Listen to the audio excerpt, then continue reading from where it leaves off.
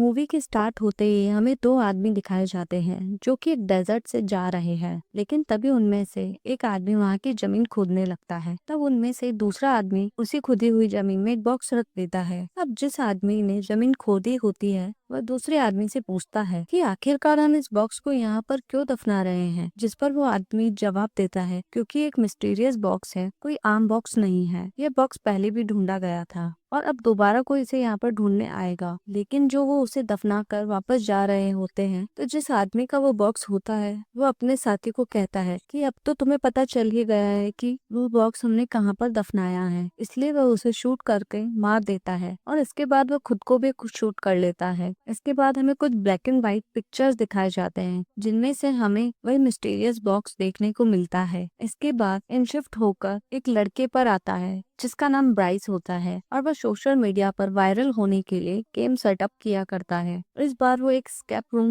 नाम की game setup करता है। इसके बाद वो अपने पार्टनर को कॉल करता है जो कि उसकी बेस्ट फ्रेंड होती है। वो उसे कहता है कि हम पिछले कुछ सीजन से किसी भी वेबसाइट की टॉप लिस्ट में नहीं आए, जिस पर उसकी फ्रेंड जवाब देती है कि तुम फिक्र मत करो, सब ठीक हो जाएगा और देखना इस सीजन में हम कुछ अच्छा कुछ स्पेशल करेंगे। इसके बाद ब्राइस डेकोरेशन आइटम स्टोर में जाता है जहाँ पर उसे वही मिस्टीरियस बॉक्स दिखता है। लेकिन शॉप की ऑनर कहती है कि ये सेल के लिए नहीं है, जिस पर क्यूरियस होते हुए राइस पूछता है कि क्यों, क्या है इसमें ऐसा, जिस पर वो लेडी उसे बताती है कि उसमें शैतान को कैद किया जाता है। तब ये सुनकर ब्राइस को एक आइडिया आता है कि मैं इस बॉक्स को अपने स्केप रूम में रखूंगा। इसलिए जब शॉप ऑनर किसी काम के लिए जाती है तो वो पीछे से ब्राइस चुपके से उस बॉक्स को लेकर और कुछ पैसे वहाँ छोड़कर चला जाता है। इसके बाद हमें एक कपल दिखाया जाता है जो कि दोनों ब्राइस के फ्रेंड होते हैं और ये दोनों ब्राइस के स्केप रूम में जाने वाले थे। इसके बाद हमें एक और कपल दिखाया जाता है। ये दोनों भी ब्राइस के फ्रेंड थे और इनमें लड़की का नाम जस था और तभी उसके पास दूसरी फ्रेंड का भी कॉल आता है तो उसे पूछता है कि तुम कितनी देर से निकलोगे, जिस पर वो कहता है कि मंदिर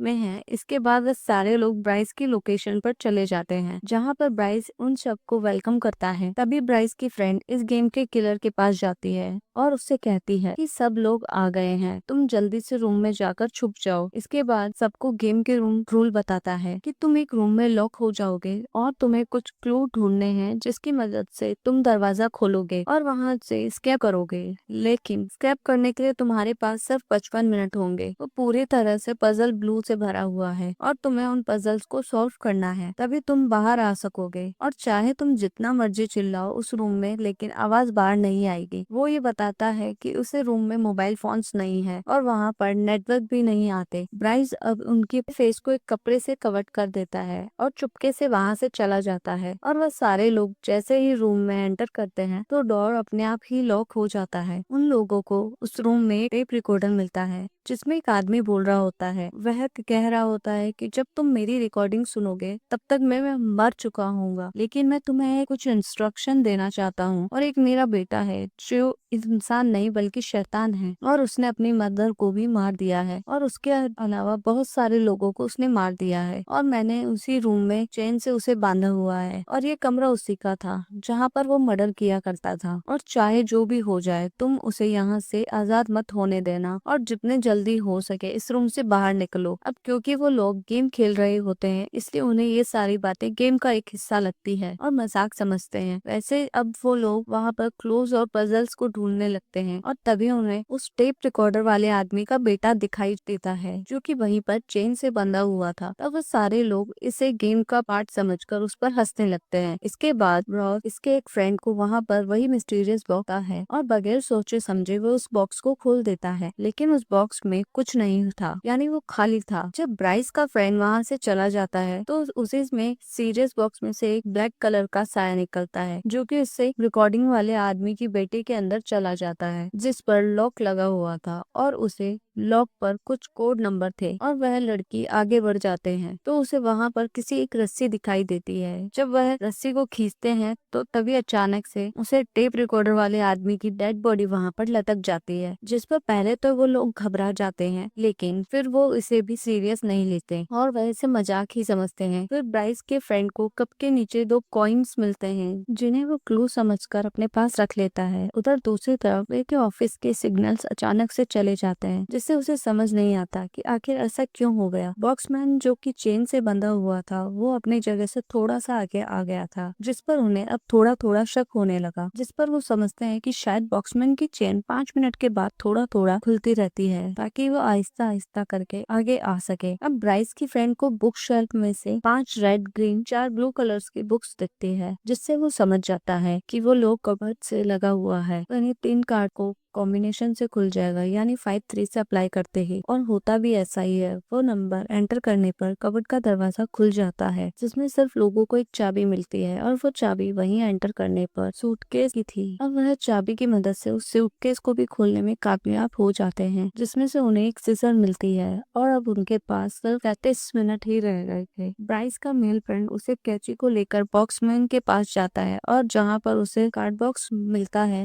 तब वो कैची से उसे बॉक्स को काट देता है, जिसमें से एक ड्रॉ का हैंडल मिलता है, जिसे वो अपने दूसरे मेल फ्रेंड को दे देता है। लेकिन तभी बॉक्समैन उसे कैची से लेकर ब्राइस के फ्रेंड को मार देता है, और बार बार उसे उस कैची से मारता रहता है, जिसकी वजह से ब्रेक का फ्रेंड वहीं पर मर जाता है। उसकी फ्रेंड काफी डर जाती है, इसलिए वो दरवाजे को पीटने और चिल्लाने लगते हैं, लेकिन उनकी आवाज कोई नहीं सुन पाता है। इसके बाद हमें ब्राइस दिखाया जाता है, जो कि टेरेस पे खड़ा हुआ था। तभी उसके पास उसकी पार्टनर आती है, जो उससे पूछती है कि तुम यहाँ पर क्यों खड़े हो, जिस पर ब्राइस कहता है कि मैं परेशान हूँ क्योंकि मेरे कैमरे के सिग्नल्स चले गए हैं, जिस पर उसकी पार्टनर उससे कहती है कि तुम्हें गेम को बंद कर देना चाहिए। लेकिन ब्राइस ऐसा करने से इनकार कर देता है, क्योंकि अगर वो ऐसा करेगा तो उनका गेम खराब हो जाएगा, जिससे पब्लिक उन स्केप रूम को बेकार रिव्यूज देगी। उसी रूम में ब्राइस के सारे फ्रेंड्स काफी डरे होते हैं, काफी घबराए होते हैं। वो बॉक्समैन पर चीजें उठाकर फेंकने लगते हैं, लेकिन उसे इसका कोई असर नहीं होता। और ब्राइस का फ्रेंड इसकी बैग से मोबाइल निकालकर पुलिस को कॉल करने की कोशिश करता है। वहाँ पर नेटवर्क नहीं आ रहे होते। अब जैसे जैसे टाइम गुजरता जा रहा था, बॉक्समैन में अपनी चेन से खुलते खुलते आगे आ रहा था, और न्यू लोगों को एक करीब आता जा रहा था।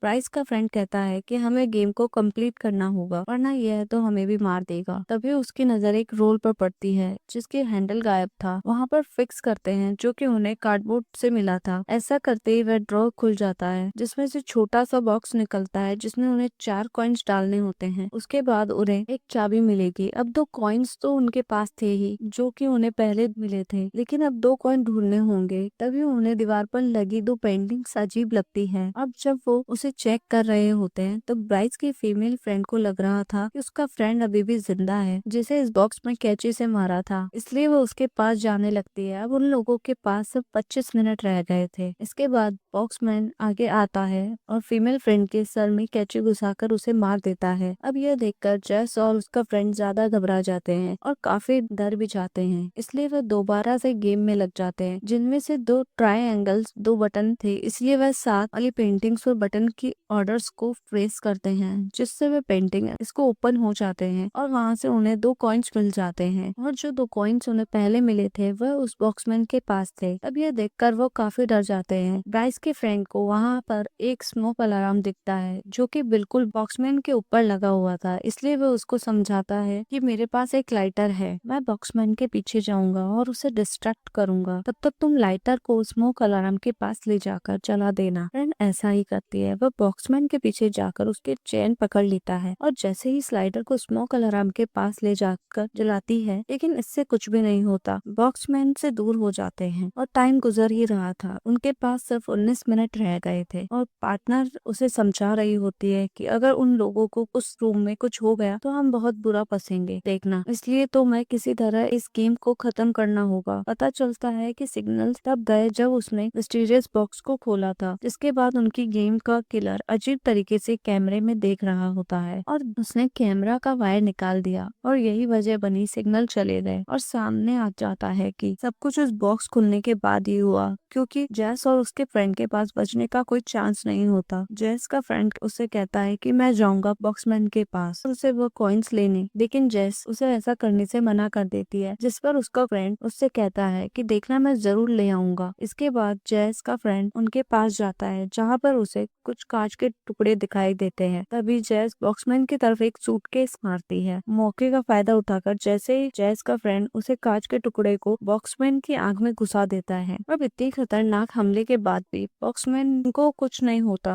उल्टा वो कांच के टुकड़ों से जैस के फ्रेंड पर अटैक करता है, जिससे उसका फ्रेंड बहुत ही बुरी तरह से इंजर्ड हो जाता है। इसके बाद वो बेहोश हो जाता है। अब इसके बाद बॉक्समैन जैस की तरफ आगे बढ़ता है, उसे बगैर कुछ कहे वह दोनों कॉइन्स दे देता है और तब जैस उन दोनों सिक्कों को उसी बॉक्स में डाल देती है, जिसके अंदर से एक चाबी मिलती है और वो चाबी कबर्ड का दूसरा दरवाजा खोलती है, जिसके अंदर से उसे एक हुक मिलता है और वो उस हुक को लेकर वहीं पर पड़े हुए बॉक्स में डालकर घुमाती है, जिसमें से जोकर बाहर आता है और उसके हाथ में एक नोट था। उसी नोट में लिखा हुआ था अब मुसीबत बढ़ती जा रही थी क्योंकि सिर्फ 10 मिनट रह गए थे। फिर ब्राइस एस्केप रूम का दरवाजा खोलकर अंदर चला जाता है, लेकिन बॉक्समैन उसे बाहर की तरफ धक्का दे देता है, फिर दरवाजा बंद कर लेता है और ब्राइस की चाबी अंदर ही गिर जाती है। ब्राइस जल्दी ही अपने पार्टनर को पुलिस को कॉल करने के लिए कहता है। एस्केप रूम में बॉक्स की चाबियों को लेकर एक कॉर्नर में फेंक देता है। अब सिर्फ 5 मिनट रह गए थे। देखते ही देखते बॉक्समैन खुलता जा रहा था और जैस के करीब आता जा रहा था। अब जैस फिर से उसे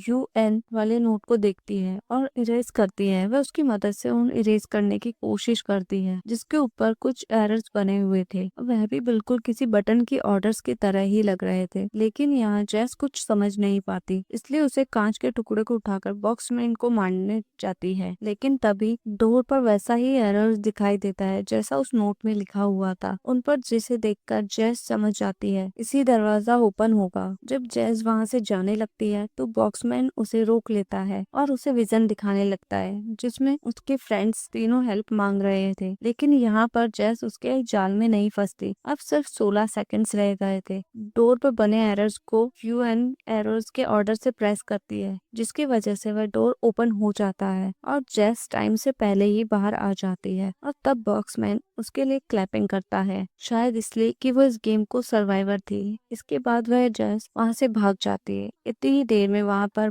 पुलिस भी आ जाती है, जो कि स्केप रूम में जाती है, जहाँ पर बॉक्समैन ने पुलिस पर भी अटैक करता है। तभी पुलिस उसे शूट कर देती है और यहाँ पर बॉक्समैन का खेल खत्म हो जाता है। उसके मरते ही वह काला साया वहाँ से निकल जाता है। इसके बाद जैस एक एम्बुलेंस के पास खड़ी हुई थी क्योंकि उसके फ्रेंड को हॉस्पिटल लेकर जाया जा रहा था। वह इंजर्ड था काफी। वहीं पर ब्राइस भी खड़ा हुआ था, जिसको देखकर करीब से स्माइल पास कर रहा था। ऐसा लग रहा था कि वो काला साया उसके अंदर से आ गया हो और ब्राइस अजीब तरह से रिएक्ट करते हुए वहाँ से दूर चला जाता है। इसके बाद ब्राइस की पार्टनर उस बॉक्स को शॉप पर लेकर जाती है उसे वापस करने के लिए। वह शॉप के ऑनर को बताती है कि मैं ब्राइस के साथ रहती थी, लेकिन वह अचानक से एक दिन गायब हो गया। जिस पर शॉप के ऑनर कहती है कि मैंने उसे उस दिन भी समझाने की कोशिश की थी कि एक खतरनाक मिस्टीरियस बॉक्स है, लेकिन उसने मेरी बात का यकीन नहीं किया और वह ऐसा ही समझ कर ले गया। शॉप के ऑनर ब्राइस की पार्टनर से पूछती है कि तुमने इस बॉक्स को खुलते हुए देखा था क्या? तो वह फ्रेंड से कहती है कि हाँ देखा था, जिस पर वह शॉप के ऑनर कहती है ओह शैतान तुम्हारे लिए वापस आएगा। तब ये सुनकर फ्रेंड काफी डर जाती है और उसकी परेशान होने के साथ ही ये मूवी यहीं पर एंड होती है।